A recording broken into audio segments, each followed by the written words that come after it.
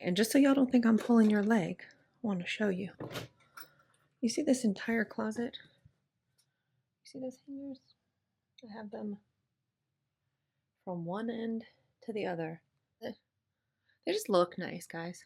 There you go. This is what we do whenever we get a new batch of hangers. We just put them here. It's like once every couple of years. And then as we need them, we just walk in here and steal them. All right, you guys, I don't want you to get too excited, but we have hangers. Yeah, I know, 50 hangers. It is exciting, actually. But I wanted to show them to you because I just had to order a new set. And there are 50 in this. So you can buy them in, I think, packs of 25, 50, and 100. All right, so this is what they look like.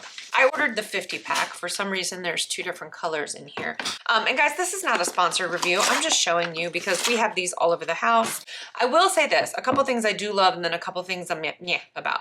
They do rotate all the way around, which I love. They are felt and they do have the little notches right here. So like if you're hanging like a camisole or something like that.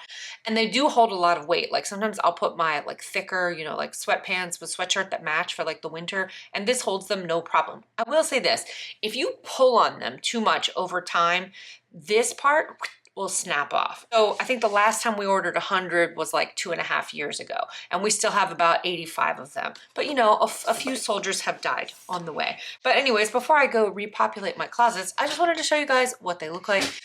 If you enjoy simple reviews like this from somebody who's just a real person using these products and not being sponsored to say any of this, click subscribe before you go. You need to hang a lot of clothing. These are great. They last forever, except for the ones that break. So just be careful about pulling on them a lot. All right, that's it. See you in the next one. Bye.